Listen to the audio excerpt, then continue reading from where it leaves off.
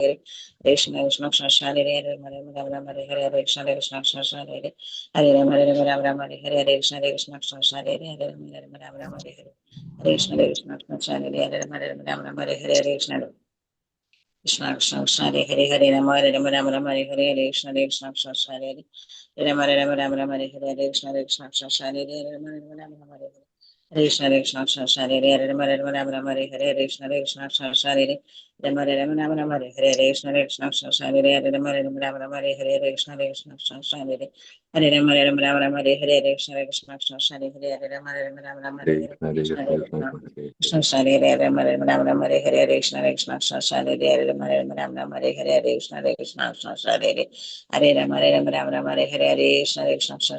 Hare Rama Hare Hare Krishna Krishna Krishna Shari Hare Rama Hare Hare Krishna Krishna Krishna Shari Hare Rama Hare Hare Krishna Krishna Krishna Shari Hare Hare Hare Krishna Krishna Krishna Shari Hare Rama Hare Hare Krishna Krishna Krishna Shari Hare Rama Hare Hare Krishna Krishna Krishna Shari Hare Rama Hare Hare Krishna Krishna Krishna Shari Hare Rama Hare Hare Krishna Krishna Krishna Shari Hare Rama Hare Hare Krishna Krishna Krishna Shari Hare Rama Hare Hare Krishna Krishna Krishna Shari Hare Rama Hare Hare Jai Shri Krishna Chaitanya Prabhu Nityananda Sri Advaita Gadadhara Sri Vasadi Gauri Bhakta Vrinda Hare Krishna Krishna Krishna Hare Hare Hare Rama Rama Rama Hare Hare Hare Krishna Pranamam Hare Krishna Hare Krishna Mataji. Thank you much. Hare Krishna Mataji. Hare Krishna Hare Krishna Mataji. Pranam. Hare Krishna Hare Krishna Hare Krishna Pranam Mataji.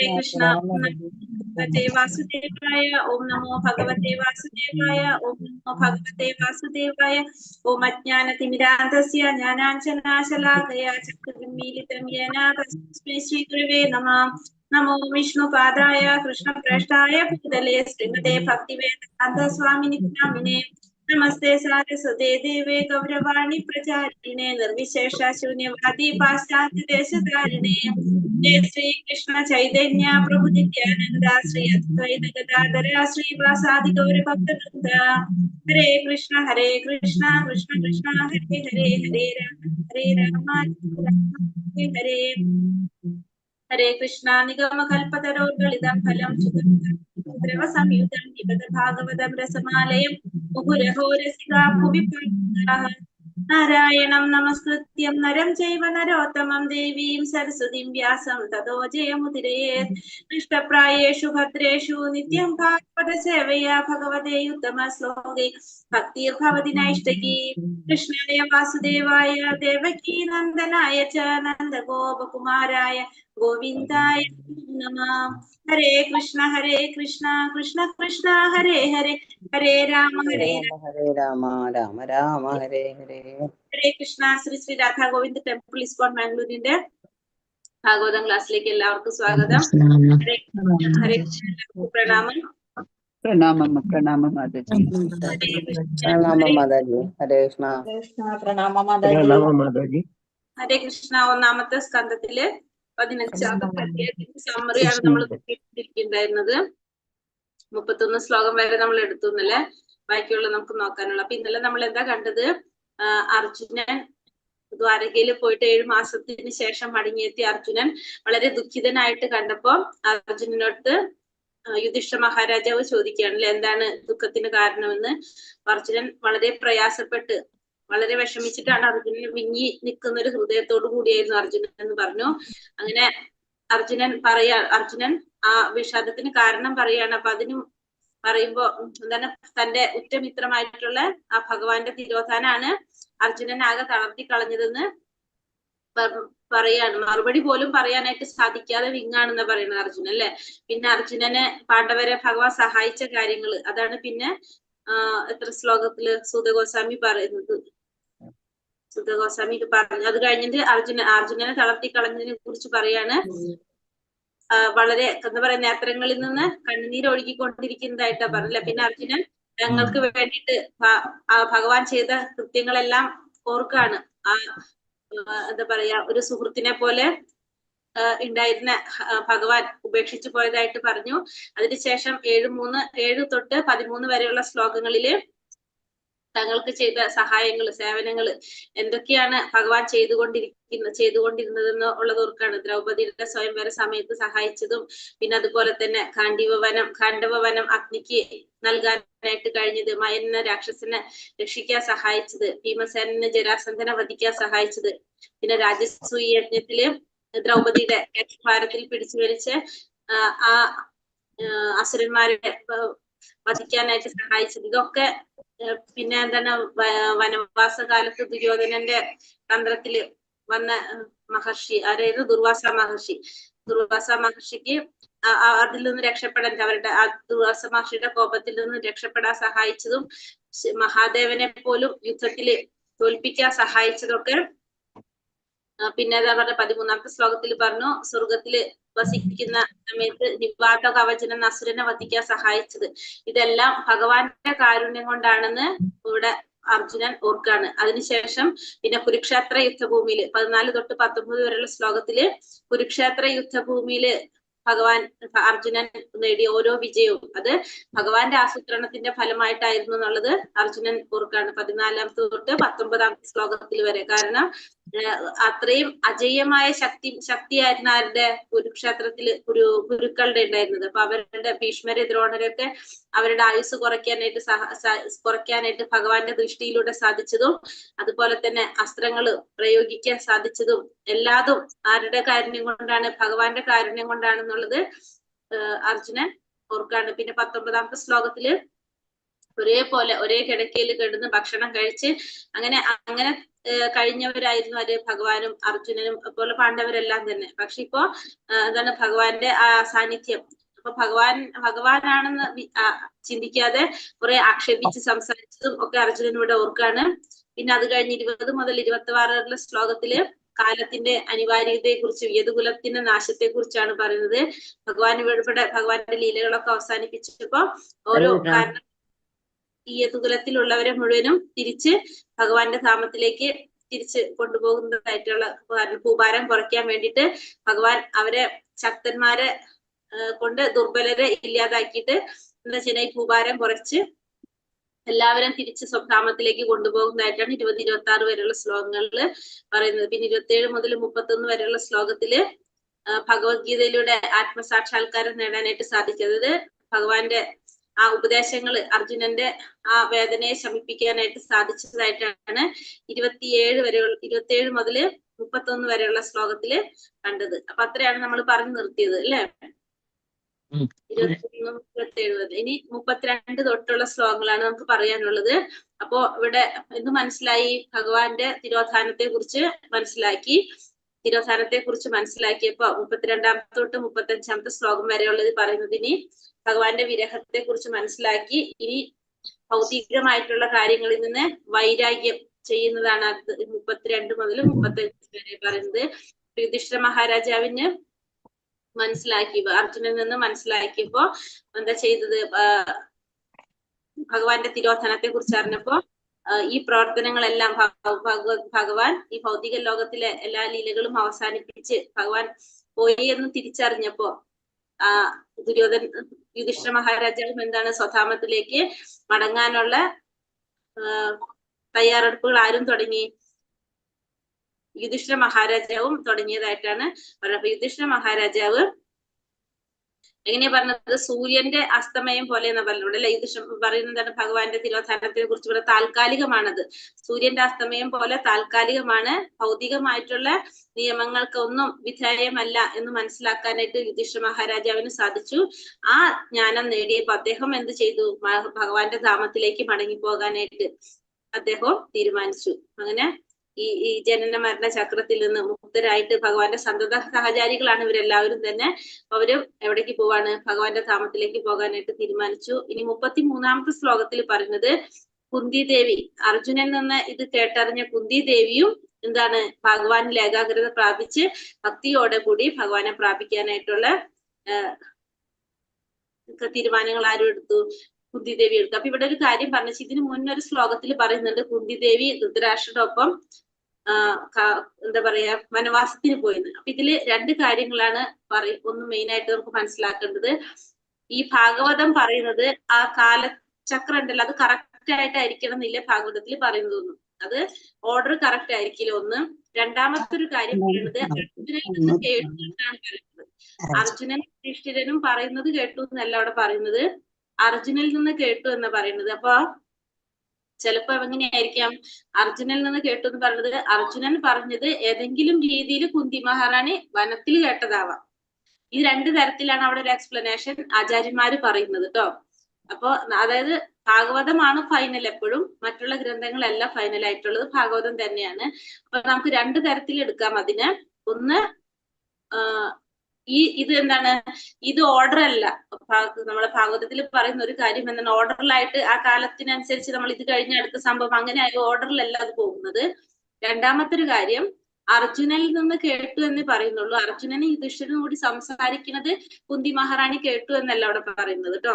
അപ്പൊ അതുകൊണ്ട് വനത്തില് ആരെങ്കിലും വഴി അറിഞ്ഞതാകാം, അർജുനൻ പറഞ്ഞത് ആരെങ്കിലും വഴി അറിഞ്ഞതും ആകാം. അങ്ങനെ രണ്ട് തരത്തിലുള്ള എക്സ്പ്ലനേഷൻ ഉണ്ട് പറയാം. അപ്പൊ അതൊരു കൺഫ്യൂഷൻ ഉണ്ടാവണ്ടെന്ന് വെച്ച് പറഞ്ഞത് അതോടെ.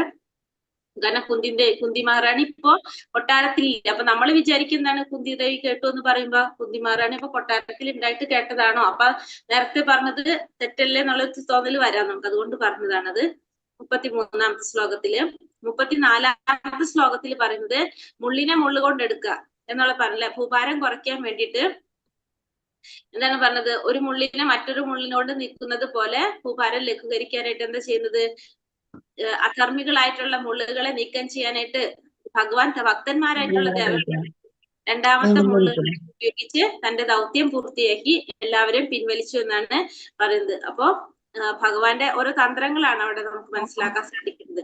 പിന്നെ 35-ാമത്തെ ശ്ലോകത്തിൽ എന്താ പറയുന്നത്, ഭഗവാന്റെ അതീന്ദ്രിയ രൂപം ഒരു ഇന്ദ്രജാലക്കാരന്റെ ചെപ്പടി വിദ്യ പോലെയാണെന്ന് നമ്മൾ മനസ്സിലാക്കുക. കാരണം വെച്ചിട്ടുണ്ടെങ്കിൽ ഇന്ദ്രജാലക്കാരെ ശരീരം മുറിക്കുന്നതായിട്ട് തോന്നിപ്പിക്കെങ്കിലും യഥാർത്ഥത്തിൽ എന്തില്ല, അത് സംഭവിക്കുന്നില്ല. അതേപോലെ തന്നെയാണ് ഭഗവാന്റെ അതീന്ദ്രിയമായ രൂപങ്ങള് ഭഗവാൻ സ്വീകരിക്കുന്നു, അത് ഉപേക്ഷിക്കുന്നു എന്നല്ലാതെ അത് എന്താണത്, ഭഗവാന്റെ രൂപത്തിനും യാതൊരു മാറ്റവും സംഭവിക്കുന്നില്ല. ഇനി 36 മുതൽ 39 വരെയുള്ള ശ്ലോകങ്ങളിൽ കലിയുഗത്തിന്റെ ഉത്ഭവത്തെ കുറിച്ചാണ്, കലിയുഗത്തെ കുറിച്ചാണ് പറയുന്നത്. ഇവിടെ എന്താ പറയുന്നത്, കലിയുഗത്തിൽ ഭഗവാൻ ഭൂമി വിട്ടു പോയ ആ നിമിഷം തന്നെ കലി പൂർണ്ണമായിട്ട് അവിടെ പ്രകടമാകാനായിട്ട് തുടങ്ങി. ഈശ്വരാവബോധം ഇല്ലാത്തവർക്ക് മാത്രമാണ് ഇങ്ങനെ കലിയുടെ ആ ഒരു സാന്നിധ്യം പ്രകടമാകുന്നത്. ഭഗവാന്റെ സംരക്ഷണമുള്ളവർക്ക് എന്ത് വേണ്ട, കലിയെ ഭയപ്പെടേണ്ടതില്ല. പക്ഷെ ലോകത്തിന്റെ ഗതി അധർമ്മത്തിലേക്കാണ് നയിക്കുന്നതെന്ന് തിരിച്ചറിഞ്ഞിട്ട് എന്ത് ചെയ്യണം, ഭഗവാനെ ഭജിക്കാനും അതുപോലെ തന്നെ ഈ ഭൗതിക ലോകത്തിൽ നിന്ന് തിരിച്ച് പോകാനുള്ള വഴിയും ആലോചിക്കേണ്ടതാണെന്ന് നമുക്ക് മനസ്സിലാക്കാം. 37-ാമത്തെ ശ്ലോകത്തില് ആ ലോകത്തിന്റെ അവസ്ഥ യുധിഷ്ഠിര മഹാരാജാവ് മനസ്സിലാക്കാണ്. കാരണം അസത്യം, വഞ്ചന തുടങ്ങിയ എല്ലാ ലക്ഷണങ്ങളും, കലിയുടെ ലക്ഷണങ്ങളും മുഴുവൻ യുധിഷ്ഠിര മഹാരാജാവിനോട് തിരിച്ചറിയാനായിട്ട് സാധിച്ചു. ഈ മാറ്റം കണ്ടപ്പോ അദ്ദേഹത്തിന് മനസ്സിലായി എന്താണ്, കലിയുഗത്തിന്റെ ശരിക്കും പ്രഭാവം വന്നു തുടങ്ങി. ഭഗവാന്റെ അസാന്നിധ്യം കലിയെ കൂടുതൽ കൂടുതൽ ശക്തമാക്കി മാറ്റിയെന്ന് മനസ്സിലായി. അപ്പൊ അദ്ദേഹം അനുയോജ്യമായിട്ടുള്ള വസ്ത്രം ധരിച്ചു. ആ ഭൗതിക ലോകത്തു നിന്ന് പോകാനായിട്ടുള്ള തയ്യാറെടുപ്പ് അദ്ദേഹം നടത്തി. അതിന് യോജ്യമായിട്ടുള്ള രീതിയിലുള്ള വസ്ത്രമൊക്കെ ധരിച്ചു. ഭഗവാന്റെ അടുത്തേക്ക് പോകാനായിട്ടുള്ള ഒരു തയ്യാറെടുപ്പ് അദ്ദേഹം നടത്തി. പിന്നെ അതിനെന്താ അദ്ദേഹം ചെയ്തത്, 38-ാമത്തെ ശ്ലോകത്തിൽ പറയുന്നുണ്ട്, പരീക്ഷിത്ത് മഹാരാജാവിനെ, തന്റെ പൗത്രനായിട്ടുള്ള പരീക്ഷിത്ത് മഹാരാജാവിനെ ചക്രവർത്തിയായിട്ട് വാഴിച്ചു. എല്ലാ തരത്തിലും, അതായത് യുധിഷ്ഠിര മഹാരാജാവിന്റെ എല്ലാ സദ്ഗുണങ്ങളും തികഞ്ഞൊരു പൗത്രനാണ് ആര്, പരീക്ഷിത്ത് മഹാരാജാവ്. അദ്ദേഹത്തിന്റെ ചക്രവർത്തിയായിട്ട് ഒരു ഉത്തമ ഭരണാധികാരിയായിട്ട് അദ്ദേഹത്തെ നിയമിച്ചു. പിന്നീട് വജ്രന്റെ പട്ടാഭിഷേകവും അദ്ദേഹം നടത്തി. 39-ാമത്തെ ശ്ലോകത്തിൽ പറയാണ്, വജ്രനെ രാജാവാക്കി യുധിഷ്ഠിര മഹാരാജാവ്. അതിനുശേഷം അദ്ദേഹം പറഞ്ഞത്, അദ്ദേഹം പോകാനുള്ള പ്രജാപതി യാഗം നടത്തി എന്ന് പറഞ്ഞു. അതിനുശേഷം പ്രാജാപത്യ യാഗം നടത്തി.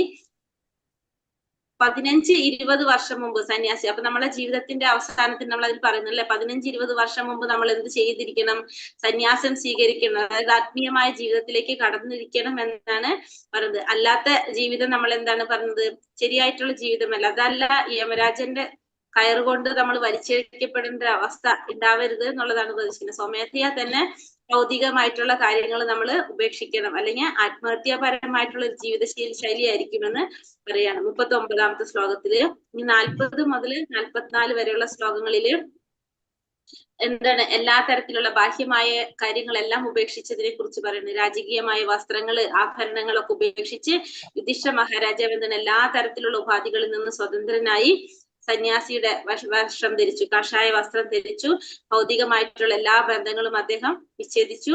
കുടുംബം, രാജ്യം തുടങ്ങിയ എല്ലാത്തിൽ നിന്നും അദ്ദേഹം മാറി അദ്ദേഹം ആത്മീയ സാക്ഷാത്കാരം നേടാനായിട്ടുള്ള വഴിയിലേക്ക് അദ്ദേഹം തിരിഞ്ഞു എന്നുള്ളത് 40ാമത്തെ ശ്ലോകത്തിൽ പറയാണ്. അത് 41 പറയുന്ന എന്താണ് ഇന്ദ്രിയ സംയോജനം നടത്തിയതിനെ കുറിച്ച്. യുധിഷ്ഠിര മഹാരാജാവ് തന്റെ ആന്തരിക പ്രക്രിയയിലൂടെ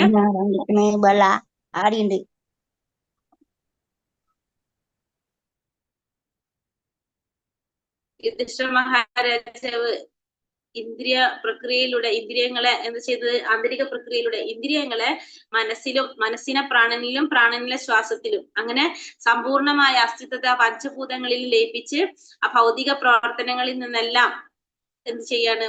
മുഴുവനായിട്ട് മാറ്റാണ് ചെയ്യുന്നത്. അങ്ങനെ മറ്റൊരു ഭൗതിക ശരീരം സ്വീകരിക്കുന്നതിൽ നിന്നും ആത്മാവിനെ സംരക്ഷിക്കുക എന്നുള്ള ദൗത്യത്തിലേക്കാണ് ആര് കടന്നത്? യുധിഷ്ഠിര മഹാരാജാവ് കടന്നത്. അങ്ങനെ ആ സ്ഥൂല ശരീരത്തെ 42 പറഞ്ഞ സ്ഥൂല ശരീരത്തെ പഞ്ചഭൂതങ്ങളിലും അവയെ ത്രിഗുണങ്ങളെ അവിദ്യയിലും അവിദ്യയെ വിനാശമില്ലാത്ത ബ്രഹ്മത്തിലും ലയിപ്പിച്ച് ആ ഭൗതിക പ്രകൃതിക്ക് അതീതനായ ശുദ്ധാത്മാവാണെന്നുള്ള ഒരു അവസ്ഥയിലേക്ക് ആരെത്തി? യുധിഷ്ഠിര മഹാരാജാവ് എത്തി. അതിനെ പറയുന്ന ജീവൻ മുക്ത അവസ്ഥ അല്ലെങ്കിൽ ഭൗതിക പഞ്ചരത്തിൽ നിന്നുള്ള മോചനം.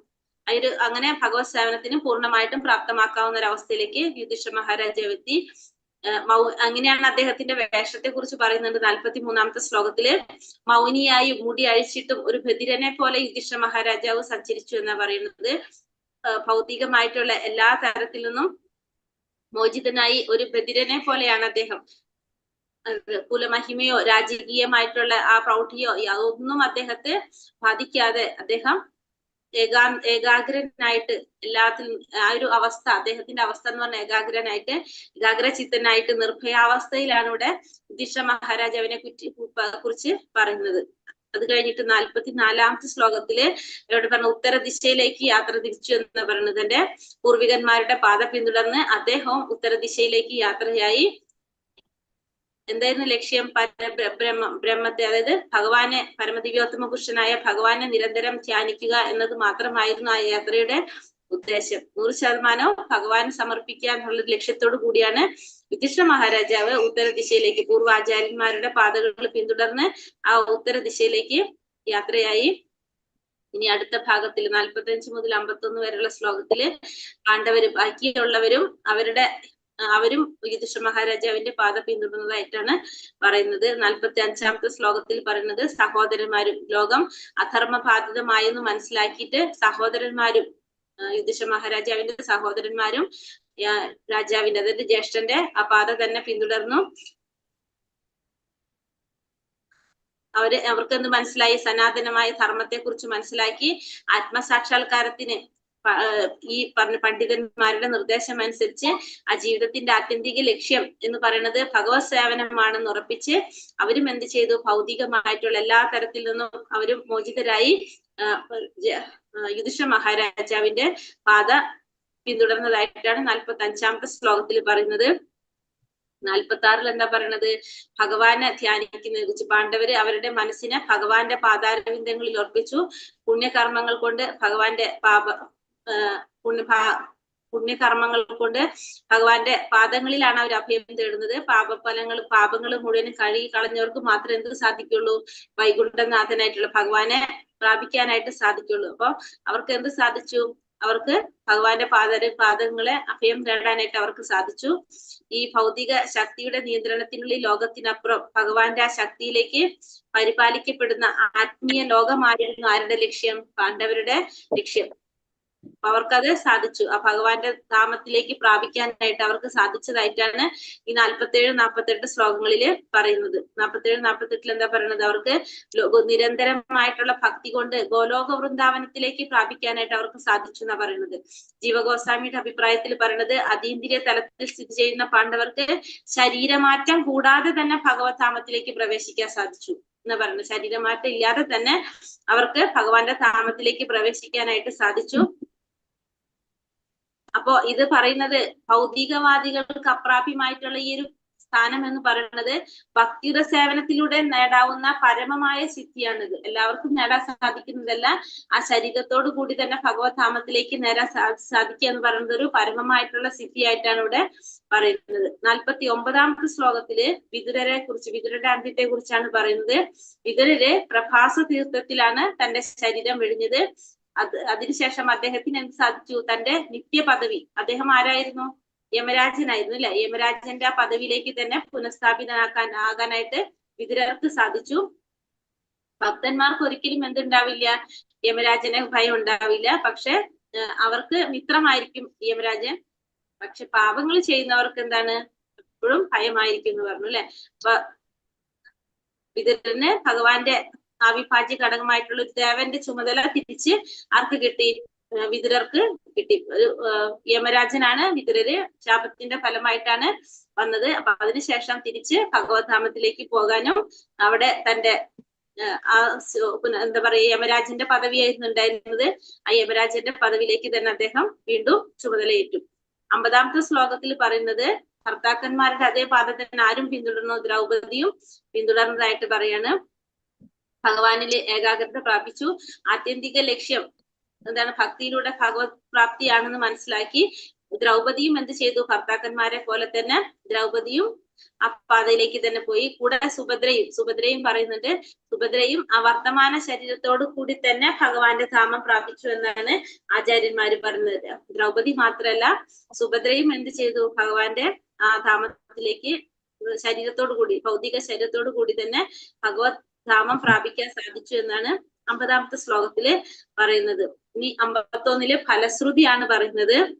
പാണ്ഡവരുടെ ഈ പുണ്യപ്രയാണം ഭക്തിയോടെ ശ്രവിക്കുന്നത് ആരാണോ അവർക്ക് ഭഗവാനുമായിട്ടും ഭക്തരുമായിട്ടും സമ്പർക്കം പുലർത്തുന്നതിന് തുല്യമാണ്. അപ്പൊ ഇത് ഈ ഫലശ്രുതി, അതായത് പാണ്ഡവരെ കുറിച്ചുള്ള ഈ പുണ്യപ്രയാണം കേൾക്കുന്നത് ഭക്തിയോടെ ശ്രവിക്കുന്നവർക്ക് ഭഗവാനുമായിട്ടും ഭക്തന്മാരുമായിട്ടുമുള്ള സമ്പർക്കം പുലർത്തുന്നതിന് തുല്യമാണെന്ന് പറഞ്ഞ. ഭഗവാനുമായിട്ടും ഭക്തന്മാരുമായിട്ട് സമ്പർക്കം പുലർത്തുന്നതിന് തുല്യമാണ്. അത് ഭൗതികമായിട്ടുള്ള പാപങ്ങളെല്ലാം ശുദ്ധീകരിക്കാനും ഭക്തി വർദ്ധിപ്പിക്കാനും സാധിക്കും. അപ്പൊ ഭൗതികമായിട്ടുള്ള എല്ലാ പാപങ്ങൾ ഇല്ലാതാക്കാനും ഭക്തി വർദ്ധിപ്പിക്കാനും എന്ത് സാധിക്കും? ഈ പാണ്ഡവരുടെ ഈ പ്രയാണം ഭക്തിയോടെ ശ്രവിക്കുന്നവർക്ക് സാധിക്കുമെന്നാണ് ഇതിൽ ഫലശ്രുതിയില് പറയുന്നത്.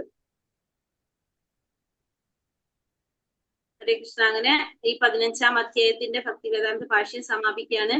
ഹരേ കൃഷ്ണ. സർവം കൃഷ്ണാർപ്പണമസ്തു. അപ്പൊ 51 ശ്ലോകം വരെയാണ് നമ്മള് ഇതിലുള്ളത്. പാണ്ഡവരുടെ പ്രയാണം എന്നുള്ള അധ്യായത്തില് മഹാപ്രയാണം. അപ്പൊ ഇതില്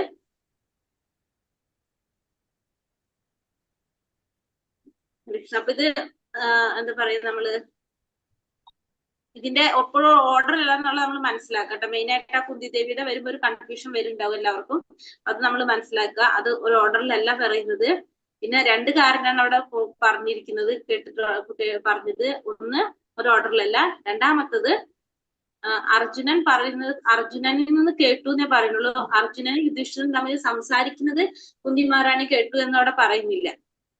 അപ്പൊ അത് വേറെ ആരെങ്കിലും പറഞ്ഞിട്ടായിരിക്കും അങ്ങനെ പറഞ്ഞതാവാം എന്നും കൂടി പറയുന്നുണ്ട് അവിടെ കേട്ടോ.